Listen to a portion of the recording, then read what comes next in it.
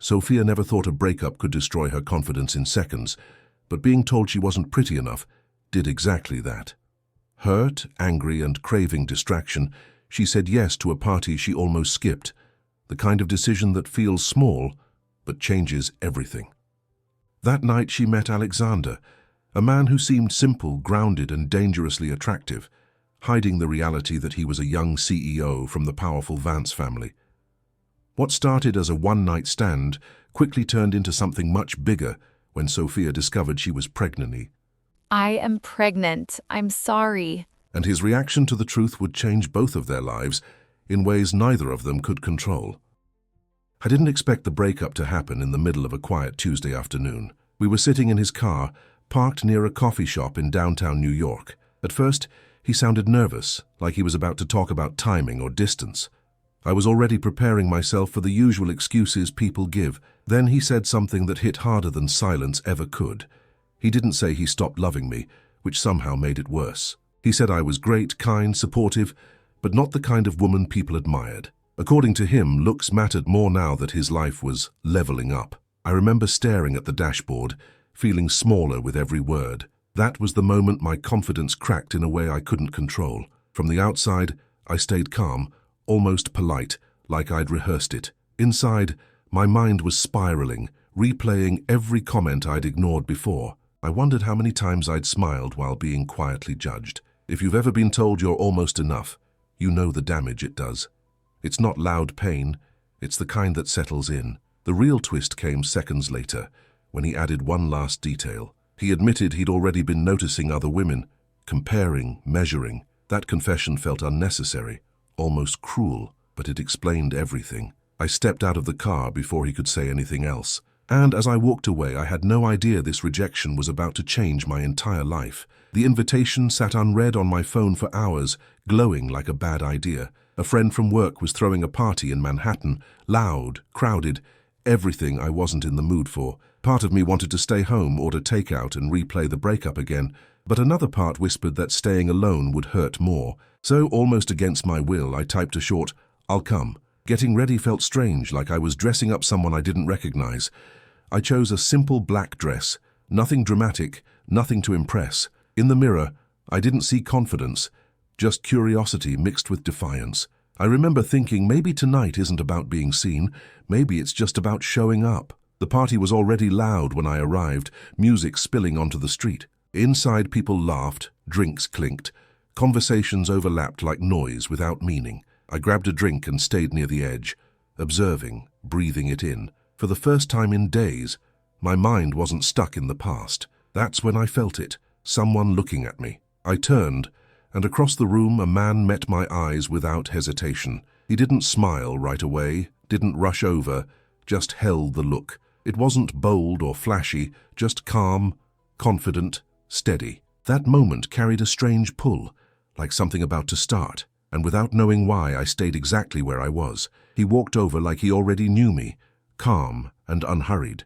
Up close, he was taller than I expected, dark hair neatly styled, sharp eyes that didn't miss much. He introduced himself as Alexander, nothing more, no last name.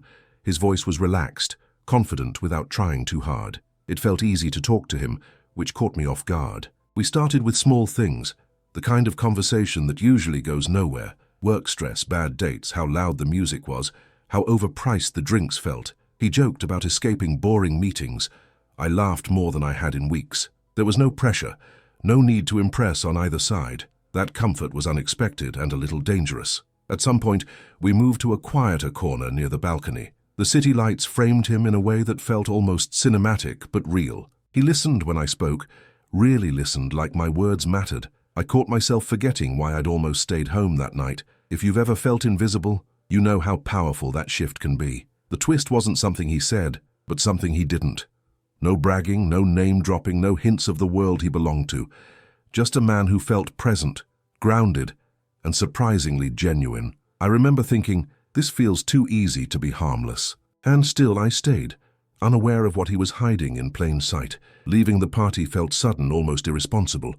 1 minute we were surrounded by noise, the next we were already outside. My heart was beating faster than the situation justified. There was no discussion, no careful decision-making. It felt like jumping before fear had time to react. The cab ride was tense in a good way. We barely talked, just exchanged looks that said too much. His knee brushed against mine every time the car stopped. I remember thinking, this is how bad decisions start. And still, I didn't pull away. When we arrived, I expected something basic, maybe messy.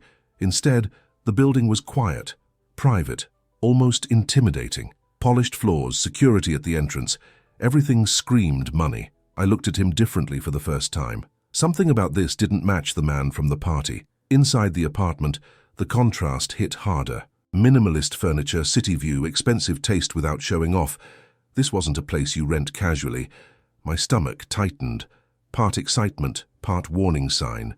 I didn't ask questions I wasn't ready to hear answers to.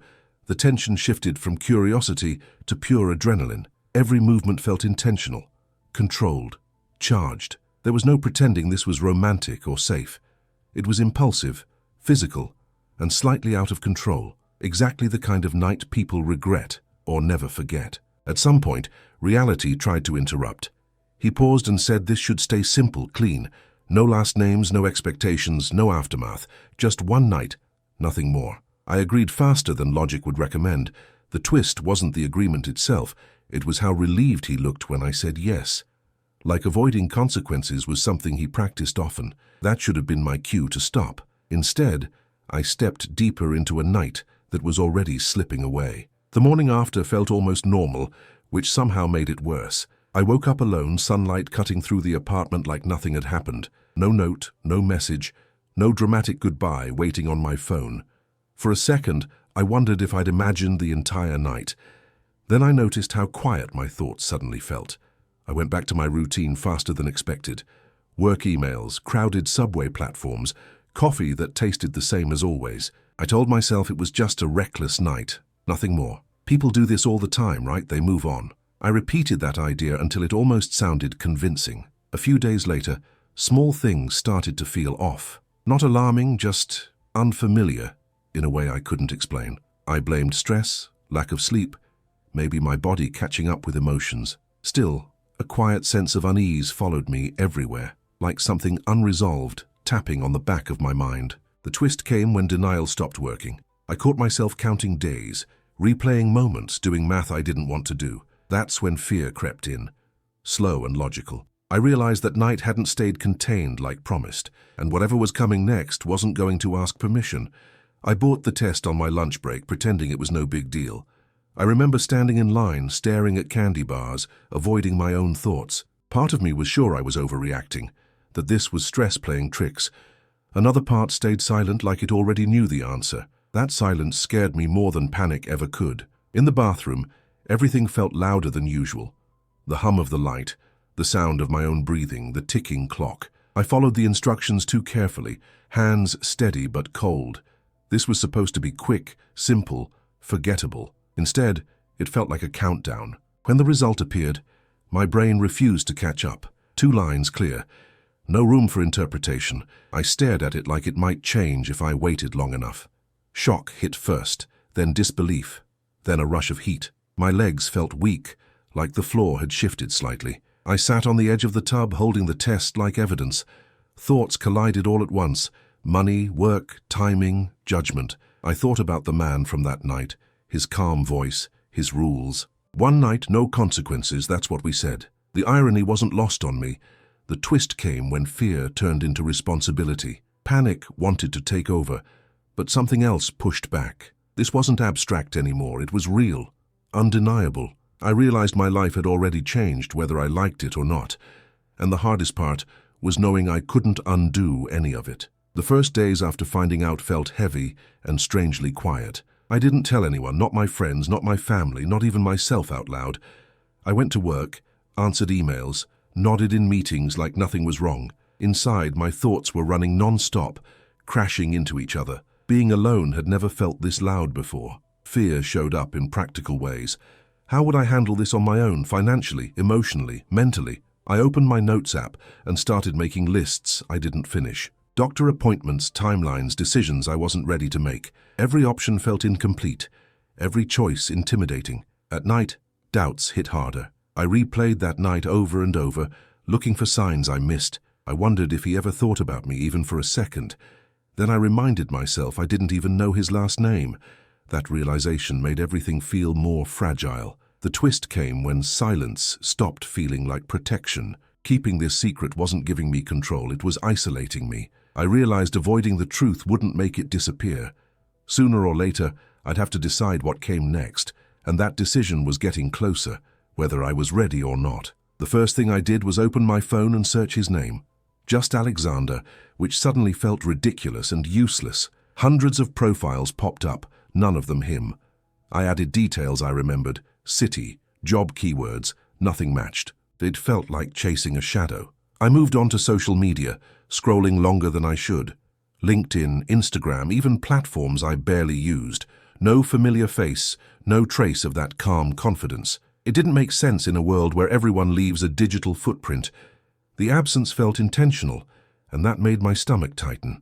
I replayed our conversations looking for clues I'd ignored, the way he avoided specifics, how smoothly he changed subjects. At the time, it felt mysterious, even attractive. Now it felt calculated, like he knew how to disappear. That realization shifted fear into something sharper. The twist came when I asked myself the real question. Was I trying to find him to tell the truth, or to feel less alone? If I couldn't reach him, the decision would fall entirely on me.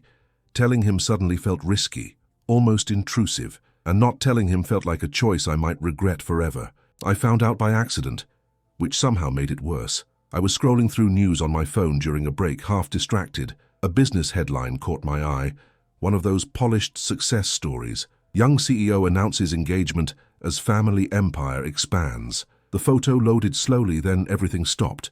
It was him. Same face, same calm expression, same eyes I remembered too well. Except now, he was in a tailored suit, standing beside a woman I didn't know. The article talked about legacy, influence, old money.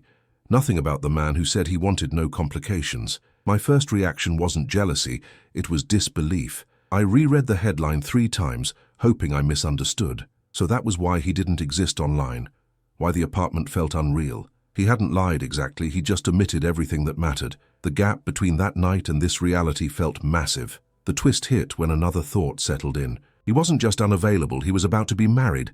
Telling him now wouldn't just change my life, it would shake his world. For the first time, keeping the secret felt like protection, not fear. But fate had a habit of ignoring plans like that. It happened on a normal afternoon, the kind you don't prepare for. I was rushing through a cafe in downtown Chicago, focused on my phone. Someone stepped into my path, forcing me to stop short. I looked up, already annoyed, ready to apologize and move on. Then I froze. He froze too. No confusion, no delay, just instant recognition on both sides.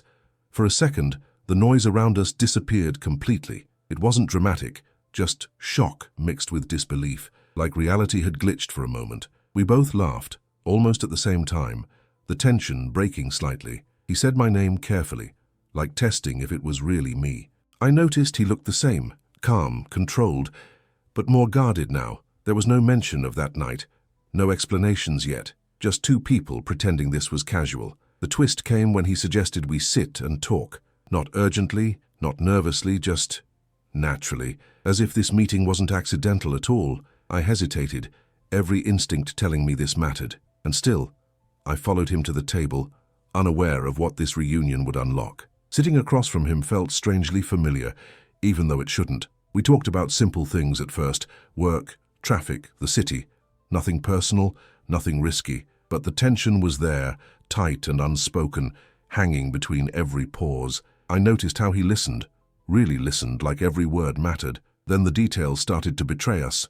The way his eyes lingered a second too long, the way my fingers tightened around the coffee cup when he leaned closer. We weren't touching, but the space between us felt charged. It was subtle, almost dangerous.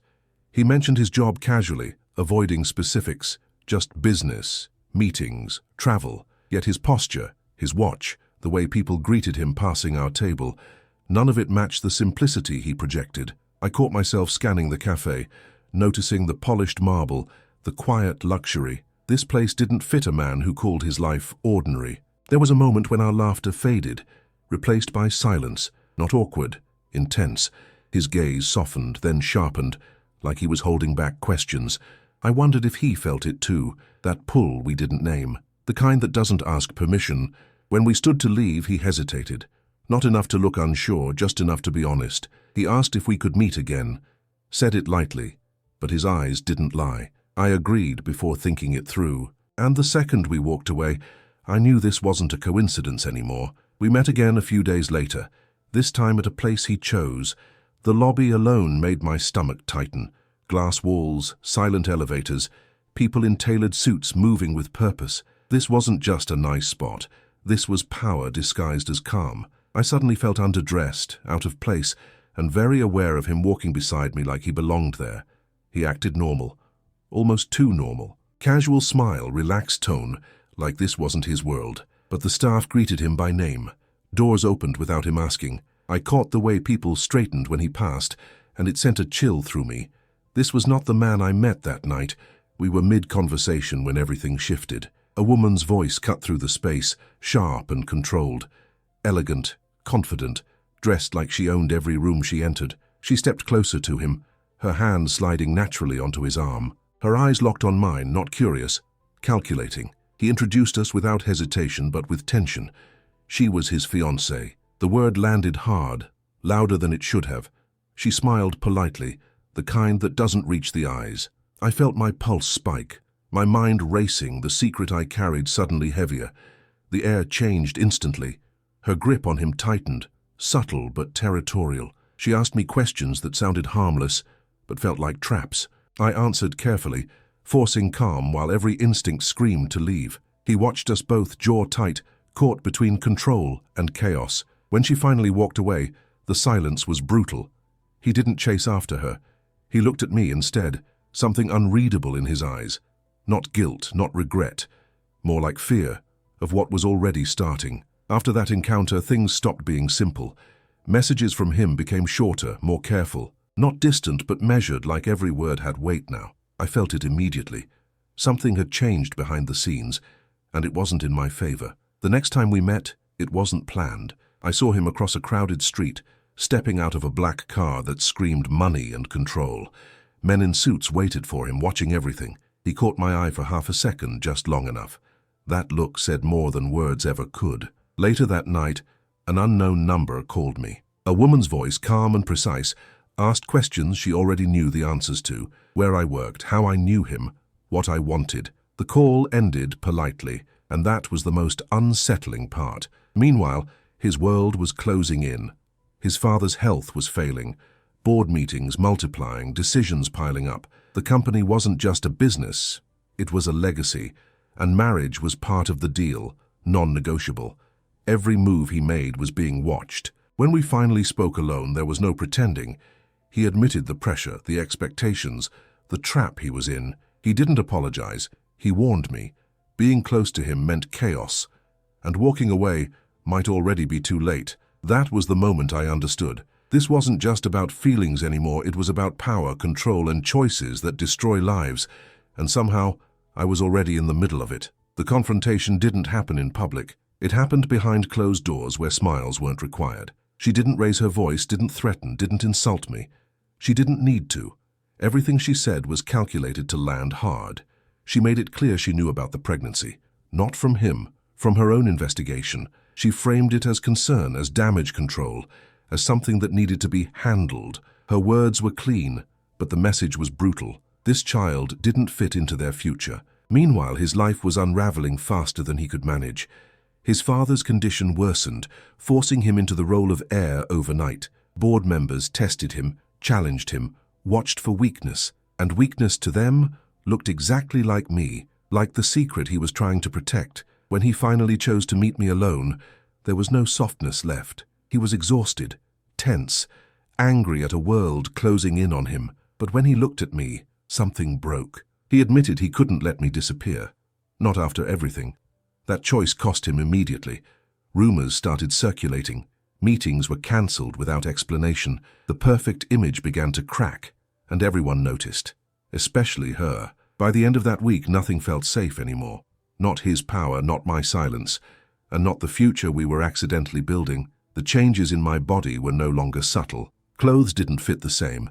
Energy came and went without warning. and excuses started sounding weak even to my own ears. Every morning, I stood in front of the mirror, calculating angles, posture, layers, not out of vanity, but survival. Hiding the pregnancy was becoming a daily operation, one mistake away from exposure. The secret wasn't just heavy anymore.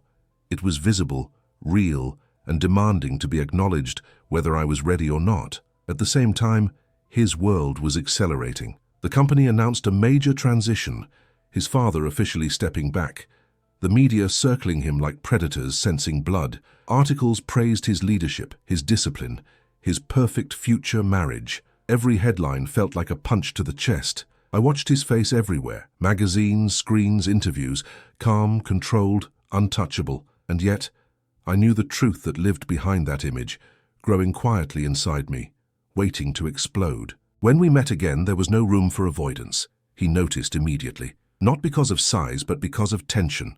The way I moved, the way I avoided his eyes. He asked directly.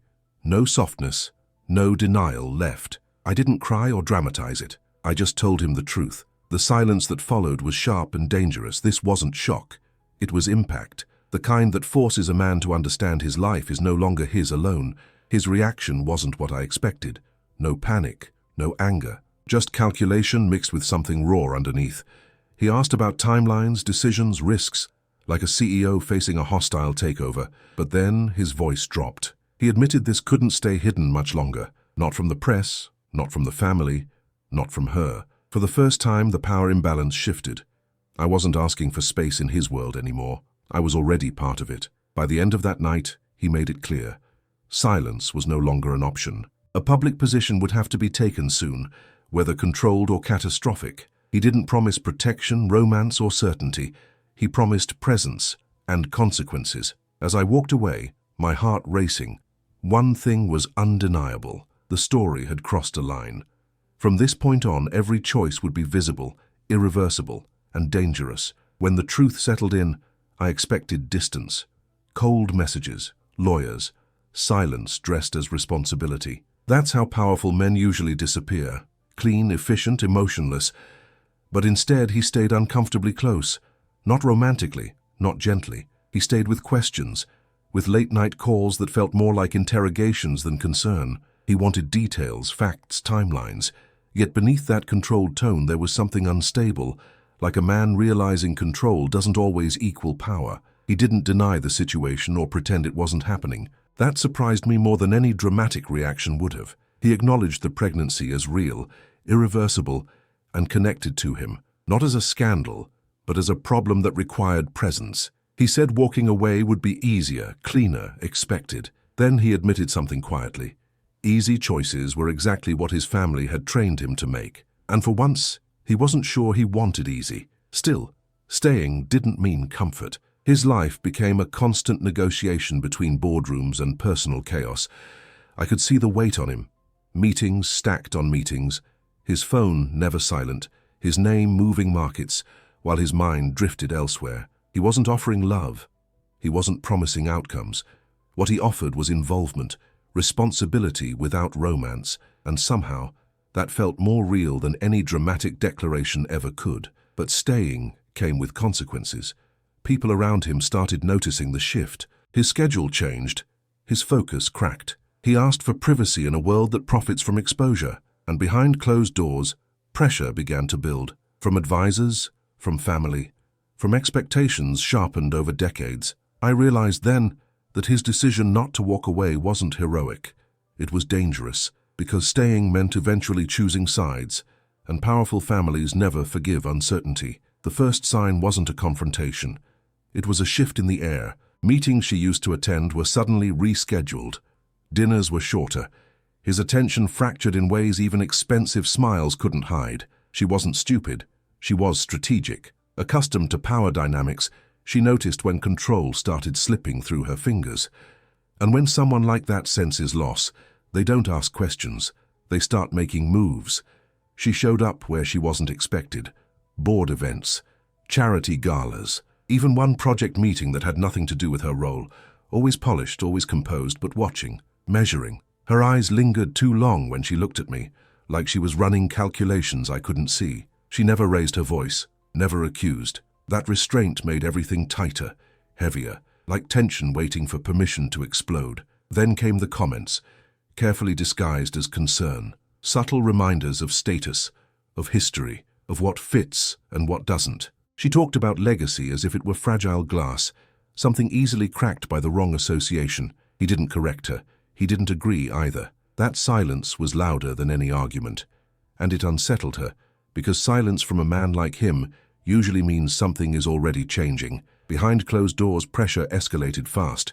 Schedules were questioned, decisions challenged, loyalty tested.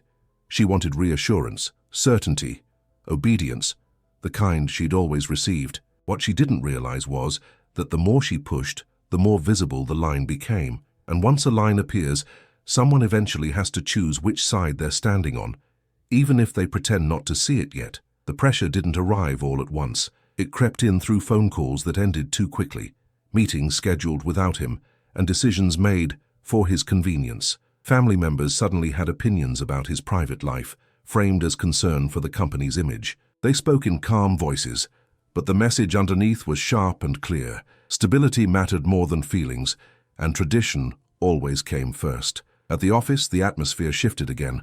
Advisors began hovering. Lawyers asked questions no one had asked before. Every move he made seemed monitored, evaluated, filed away for later use. I could feel it even without understanding the full structure of his world. When power is threatened, systems don't attack loudly. They close ranks. And I was clearly being labeled as a variable they hadn't approved. The fiancée didn't need to raise her voice anymore. The system was doing it for her. Invitations stopped coming. Whispers replaced conversations. Someone leaked a vague rumor, just enough to test reactions without naming names. He noticed. His jaw tightened every time his phone lit up with another urgent message. This wasn't about love or loyalty anymore. It was about control, and everyone wanted to see how far he'd bend. What scared him most wasn't losing a relationship. It was realizing how conditional everything around him had always been. Support came with rules. Acceptance had limits, and standing still was no longer an option. Something was going to break soon. The only question left was whether he'd let the pressure shape his future, or finally decide it himself. I used to tell myself this was temporary, that whatever was happening between us would settle into something manageable. But feelings don't work on schedules. They sneak in through small moments. The way his voice softened when he asked if I was okay. The way he paused before leaving, like he was memorizing the room. It wasn't dramatic. That's what made it dangerous. It felt real in a way that didn't ask permission. He tried to stay logical. I could see it in how he talked, how he framed everything as responsibility, timing, consequences. But logic cracked when emotions showed up uninvited. One late night after a long meeting, he admitted he couldn't focus anymore. Not on numbers, not on strategy, not even on expectations. That scared him more than losing control of the company ever could. I felt it too, and that was the problem. This wasn't about the baby alone. It wasn't about circumstances or pressure. It was about connection, the kind you don't plan for and can't shut down once it starts. Every conversation carried weight. Every silence said more than words. We were standing in something fragile, knowing one wrong move could expose everything. The irony was brutal. Just when he needed clarity the most, emotions made everything blurrier. He wasn't afraid of choosing. He was afraid of choosing wrong. And the more he tried to push the feelings aside, the more they demanded attention. Something had shifted permanently, and pretending otherwise was no longer an option. The transition happened faster than anyone expected. One announcement, a closed-door meeting, and suddenly the weight of the entire empire landed on his shoulders. Titles changed overnight. Authority became official. People who once guided him now waited for his approval. The power was real, undeniable, and heavy. For the first time, he wasn't preparing to lead. He was leading with no buffer left between his choices and their consequences. With control came visibility. Every decision echoed louder. Every association mattered more. The company wasn't just business anymore. It was legacy, reputation, leverage. He felt it in the way rooms went quiet when he spoke, in how advisors watched his reactions instead of steering them. Inheriting the empire didn't free him instantly. It exposed exactly how much had been decided for him before. What surprised him most was the clarity that followed. The fear didn't disappear, but it sharpened. He could finally see which pressures were inherited and which were optional. Some expectations no longer applied. Others suddenly felt negotiable.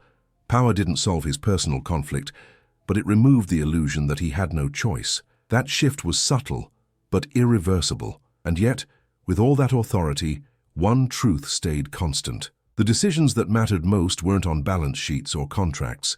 They were personal, human, and impossible to delegate. Now that the empire was his, the next move wouldn't just define the company, it would define who he really was. The moment he took a stand didn't come with raised voices or slammed doors. It came quietly, during a long meeting where everyone expected him to listen, nod, and move on. Instead, he spoke with controlled calm, explaining that some decisions were no longer open for discussion. His tone wasn't defensive or emotional, it was precise. That alone changed the temperature of the room, because authority spoken without apology carries a different weight. His family tried to respond the way they always had, layering their words with tradition, responsibility, and reputation. They talked about what the company symbolized, about how easily perception could turn against them. He listened patiently, hands folded, eyes steady. Then he interrupted for the first time, not aggressively, decisively. He clarified that protecting the company didn't require sacrificing his personal integrity anymore. That boundary had never been voiced before. What shocked them wasn't his argument, but his certainty. There was no hesitation, no request for compromise. He wasn't rejecting the family.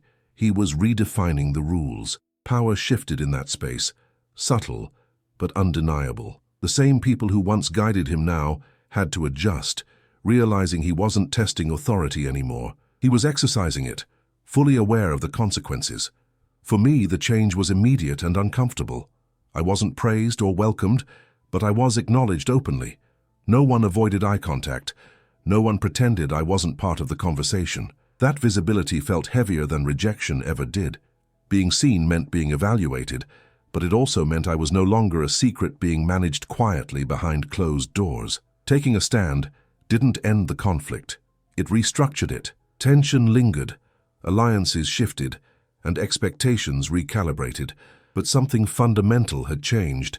He wasn't reacting anymore.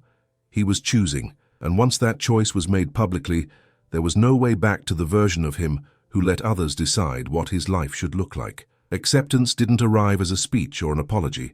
It showed up in pauses, in people watching before judging. Family members who once dismissed me now asked neutral questions, testing tone and reactions. No warmth yet, but no hostility either. In their world, silence meant evaluation, and evaluation meant I was finally being considered instead of erased. It was uncomfortable, but it was progress, the kind that doesn't announce itself. I stayed calm on purpose.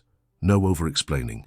No trying to prove I belonged. I showed up on time, dressed simply, spoke when it mattered, and stepped back when it didn't. I learned quickly that confidence without arrogance travels further in rooms like those. They noticed, not because I tried to impress them, but because I didn't ask for permission to exist there. He watched it happen with quiet focus. Every small shift mattered to him.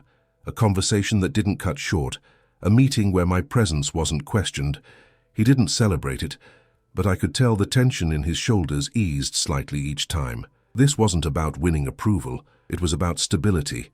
About knowing the ground under our feet wasn't cracking anymore. Some family members tested limits, pushing subtle boundaries to see how I'd react. I didn't bite.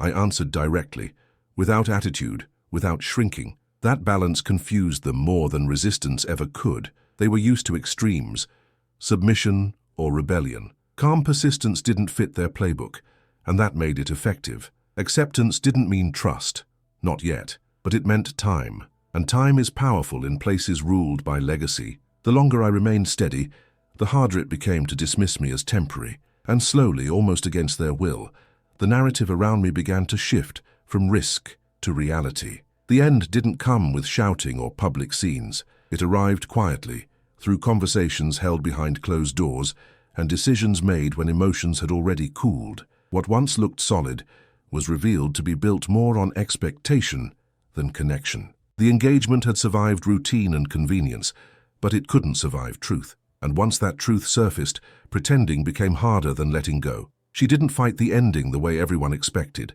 There were no ultimatums, no dramatic pleas. Instead, there was restraint, the kind that comes when someone realizes control has limits. She understood the optics, the timing, the cost of dragging things out. Ending it cleanly protected her image, even if it bruised her pride. In powerful circles, dignity often matters more than victory. For him, it was heavier than relief. Ending the engagement meant closing a chapter that had been written for him long before he ever questioned it. There was guilt, not because he didn't care, but because he finally admitted that caring wasn't enough. Responsibility without honesty had trapped all of them. Walking away didn't make him reckless. It made him accountable. I stayed out of it completely. No comments, no reactions. I didn't want to be the reason people blamed for something that was already broken. That distance mattered. It showed I wasn't competing or celebrating. I was simply present, steady, letting the situation resolve itself without interference. Sometimes the strongest move is not stepping forward at all. When the engagement officially ended, there was no scandal, just quiet adjustments. Schedules changed. Announcements were carefully worded. Life moved forward. But underneath that calm surface, something irreversible had happened. The future was no longer shaped by obligation. It was open, uncertain, yes, but finally honest. The proposal didn't come after a fight, a scare, or a dramatic turning point. It came on an ordinary day which somehow made it heavier. No audience, no cameras, just a quiet moment where everything finally felt aligned. He didn't rush his words or dress them up. He spoke like someone who had thought about this decision from every possible angle, and still chose it willingly. He didn't promise perfection or certainty. He talked about responsibility, choice, and showing up even when things weren't easy. That honesty mattered more than romance. There was no sense of obligation in his voice, no pressure disguised as love. For the first time, the future wasn't being forced forward by circumstances. It was being invited. What surprised me was how calm I felt. No rush of adrenaline, no fear of losing balance, just clarity. I had spent so long reacting to events that choosing something freely felt unfamiliar. But in that moment, I wasn't thinking about status, power, or expectations. I was thinking about partnership, the kind built slowly, not announced loudly. The simplicity of it unsettled him a little. He had expected hesitation, questions, maybe doubt. Instead, there was understanding. We both knew this wasn't a fairy tale ending. It was a real beginning, and that made it stronger. No rules written by anyone else. No timelines imposed from outside. Nothing was finalized that day. No rings shown off. No announcements made. But something solid settled between us. A quiet agreement that whatever came next, family, pressure, responsibility, we would face it by choice, not default. And that made all the difference. The birth didn't happen in a dramatic rush with shouting and chaos. It was intense, yes, but grounded. Hospital lights, steady instructions, time stretching in strange ways. When the baby finally arrived, healthy and crying, everything else faded for a moment. No company, no family pressure, no past complications, just the undeniable reality that something new had entered the world, and nothing would ever be exactly the same again. He stayed close the entire time, not performing, not trying to be impressive, just present, focused. When he held the baby for the first time, the weight of it hit him differently than any responsibility he'd ever carried. This wasn't inherited. This wasn't expected.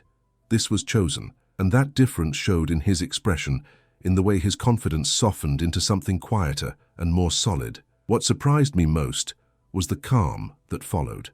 Not relief, calm. Like the constant background noise of uncertainty had finally shut off. The fear of being alone, of being judged, of being temporary. All of it lost strength in that room. This wasn't a story about fixing mistakes. It was about building something intentionally, without shortcuts or excuses. Family reactions came later, carefully and without urgency. There was curiosity, hesitation, even awkwardness, but there was also respect. A child has a way of rearranging priorities without saying a word. Suddenly, conversations sounded different, less strategic, more human. The center of gravity had shifted, and everyone could feel it. This wasn't the end of the story. It was the point where it stopped being about survival and started being about life. A family formed not by obligation or image, but by choice, responsibility, and growth. And that made this beginning stronger than any perfect ending could ever be. Sofia's story isn't about perfection, fairy tales, or easy choices. It's about what happens when real life forces you to decide who you are and what you're willing to stand for. She was rejected, underestimated, and pushed into silence, yet still found the courage to choose herself when it mattered most. Alexander faced power, legacy, and pressure, only to realize that real strength comes from taking responsibility, not hiding behind expectations. Now ask yourself honestly, what would you have done in her place? Would you have walked away when things got complicated? Would you have spoken the truth sooner, or waited until you felt safe? Have you ever been in a situation where love and fear collided at the same time? Share your thoughts in the comments. Your story might help someone who's facing the same crossroads right now. And don't forget to like, subscribe, and turn on notifications for more emotional, real-life stories about love, power, and second chances. Someone out there needs to hear the next one tonight.